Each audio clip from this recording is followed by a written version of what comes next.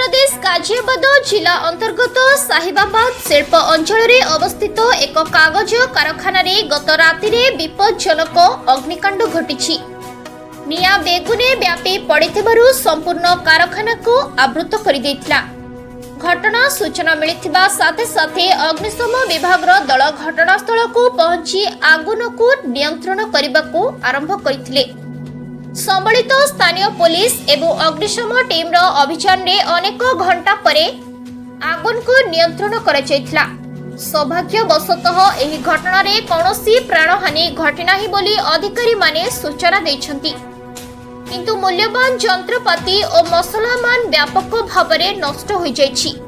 अग्निकांडर कारण सफल भावे जଣା पड़ी नथिले मध्य प्राथमिक अनुमान अनुसार यह इलेक्ट्रिक सर्किट रो त्रुटि हेबा संभावना रहिछि। घटना संपर्क में तदंत आरंभ करा जाइछि। एहीपरि घटना आउ घटे नाही एही आशा रे आमे अपेक्षा करूछु। अपडेट पई देखंतु आम चैनल।